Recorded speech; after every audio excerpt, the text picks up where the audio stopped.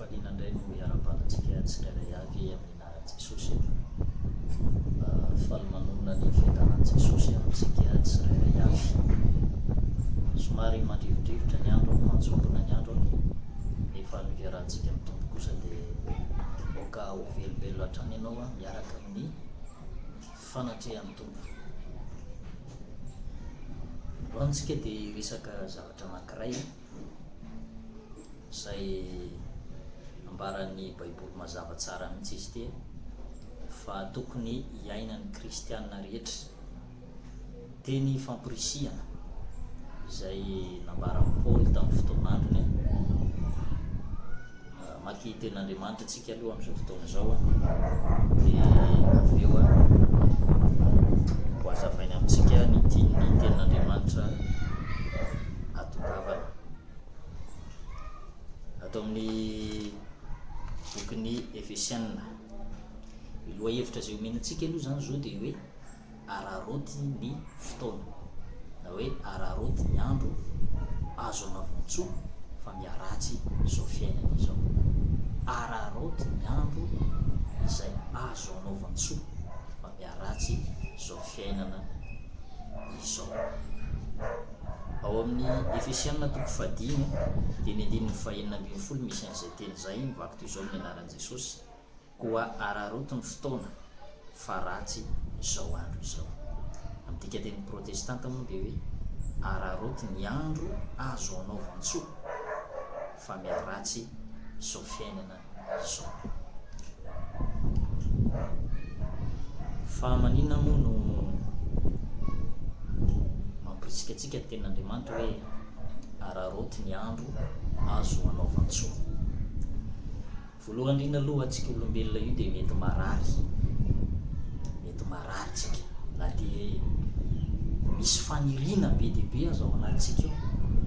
Ao anatintsika io misy faniriana be dia be mihitsy. Ao ny hoe maniry ty hanambady, ao ny hoe maniry ty hanan-karena, maniry ty hanan-janaka, maniry mba teo any an-dafy, teo tafita amin'ny fiainana, teo tafita amin'ny fianarana.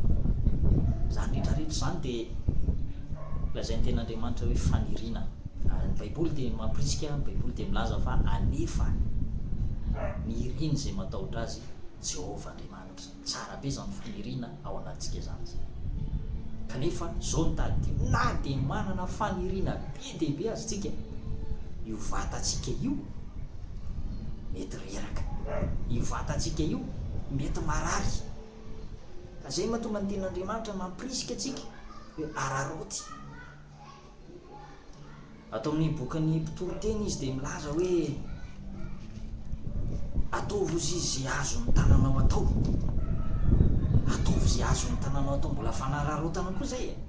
Atao ny vakitsika ny Mpitoroteny toko 5 andininy 10.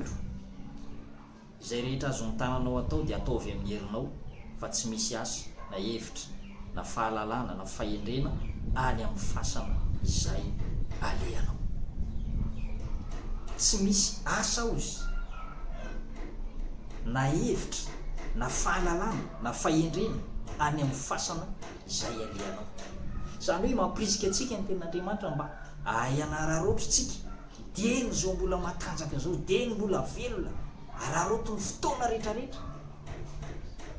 Manana ray aman-dreny ve ianao mbola afaka mampianatra? Araroty zany.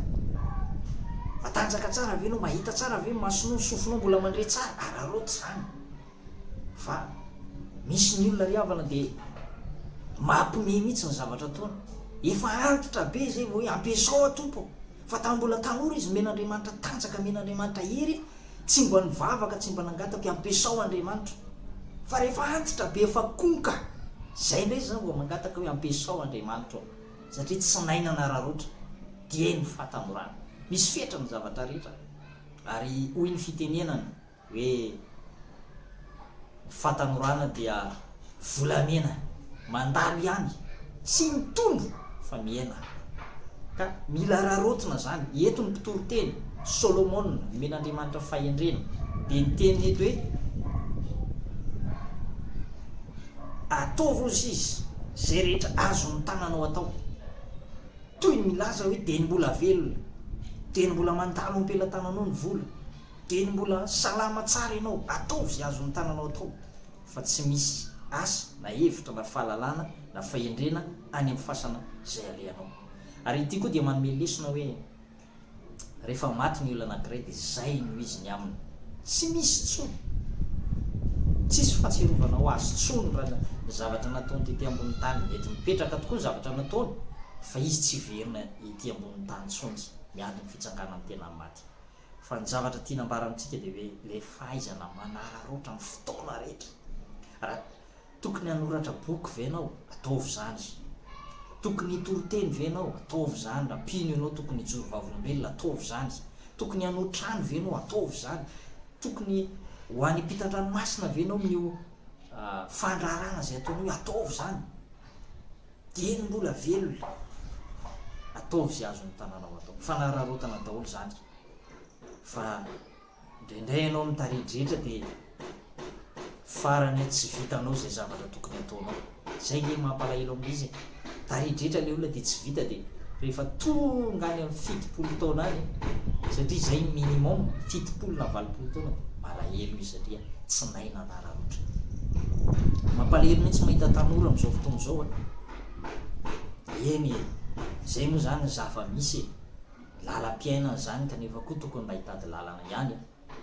Bebe ny tanora, surtout tanora zazavavy, tanora vehivavy zany, efa midepasy ny ataontsika hoe 9 taona, efa 7 7 taona mbola tsy tafiditra ao anaty fanambadiana.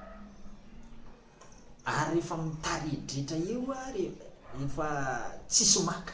Zay koa aloha ny vehivavy aloha andrina miantso fa tsy hoe izy no misafidy. Ny biblika dia hoe vehivavy dia miandry ho ampakarina. Fa le vavaka koa aloha no tena heriny zay zavatra zay. Vavaka, misy heriny mivavaka ary manao mirakla tsy takatra ny saina, misy fahagagana zany ao anatin'ny vavaka io hoe rehefa mivavaka ianao dia misokatra ny lalana rehetrarehetra. Zay mahatonga ny alohan'ny hanambady dia mila mivavaka tsara. Mampalahelo izy ireny fa taraiky eo amin'ny fiainana. Dia zay ianao malazy. Ianao zany efa lasa dia teteny mandatsa anay. Tsy zay loatra fa mifampianarana dia hoe misy fotoana zay fanararotana zay eo amin'ny fiainana hoe ararotana fotoana. Ny opportunité rehetra omen'Andriamanitra io zany dia tsy ilaina mihitsy mitaridritra. Rehefa misy lalana misokatra kely dia araroty amin'iny miavitana zavatra. Fa raha vao tsy mahavita zavatra ianao dia mety ho ela be indray na mety efa any ariana be andray vao mety misy lalana misokatra indray. Ka zavatra tiako ambara, tia ny ten'Andriamanitra ambara dia araroty. Miandro azo anaovantsony fa miaratsy zao fiainana zao. Zao fiainana zao zany aza mivavaka mihitsy ianao mba ilana zao tontolo zao. Fa lasa mivavaka anti-biblika indray ianao mifanohitra amin'izay lazain'ny baiboly indray raha ohatra hoe mivavaka mba ilamina zao tontolo zao. Fa izao tontolo zao ity lazain'ny baiboly, tsy izao tontolo zao globe terrestre zany fa izao tontolo zao fiainana hoe izay rehetra misy être, na ny être vivant zany na ny olombelona zany na ny rehetrarehetra rehefa ny zavatra monina eto ambonin'ny tany eto mandalo zao tontolo zao izy ny tenin'Andriamanitra, miaratsy zao fiainana zao. Ka na dia miaratsy azy zao fiainana zao, tsika kosa afaka manararoatra mangataka ny fiadanam-po avy amin'Andriamanitra.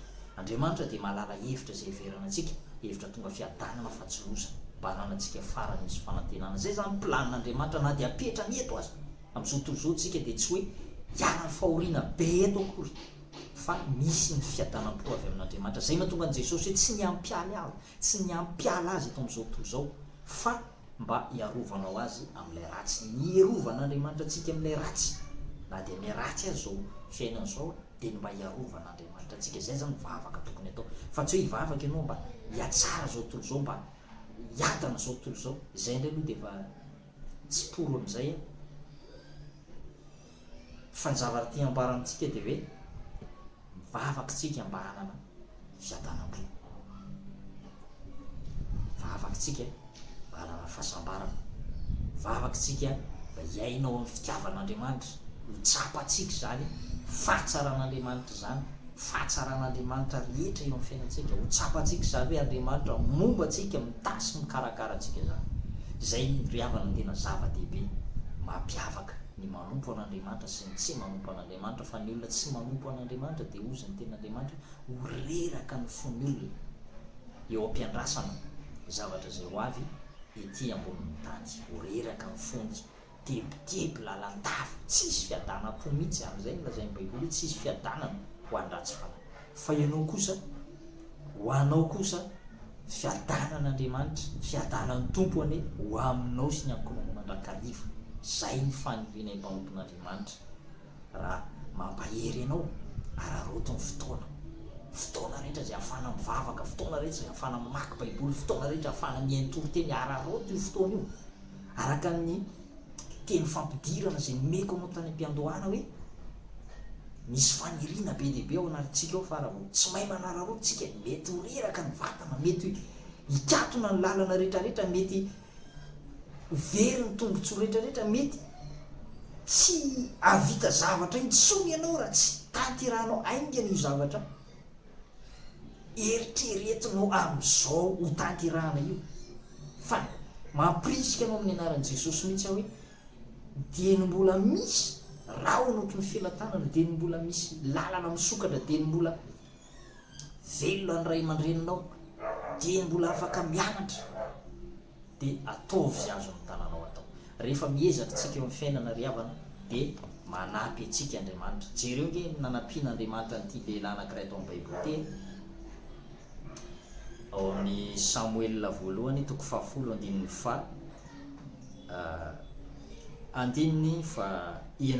Samuel voalohany 10:9 amin'ny anaran'i Jesosy. Ary ilatsaka aminao ny fanahin'i Jehovah ka hiara aminany aminy ianao, dia ho voaova olona hafa ianao, ary rehefa tonga aminao ireo famantarana ireo dia ataovy izay azo ny tananao atao, fa momba anao Andriamanitra. Ataovy izay azo ny tananao atao, fa Andriamanitra momba anao. Zay zany ny zavatra lesona tiana ampitaina amintsika amin'ity an'ity, dia hoe rehefa miezaka tsika ny fiainana dia Andriamanitra koa manampy atsika, manampy Andriamanitra io. Ary tena misy io fanampian'Andriamanitra io, fa tsy honono. Ny mana milatsaka avy any an-danitra tahaka ny tamin'ny zanak'Israely mety tsy hisy intsony, fa Andriamanitra manampy atsika kosa dia tena azo tsapa hitanana mihitsy ny fanampian'Andriamanitra, ny herin'Andriamanitra, ny fahasoavan'Andriamanitra, ny fitahirin'Andriamanitra. Ka zay ny tenenako aminao hoe raha ohatra ka miezaka ny olona anankiray mahay manararotra, miezaka tsara izy eo amin'ny fiainany, dia hoy ny teny teo manao hoe ataovy izay azo ny tananao atao, fa Andriamanitra momba anao. Omban'Andriamanitra zany ny olona anankiray rehefa mba miezaka izy eo amin'ny fiainany, tsy mangalatra, tsy manao asa ratsy, tsy misoloky, tsy manao fetsifetsena zahoana arena, fa reny mantsy dia miditra amin'ny makarakara dia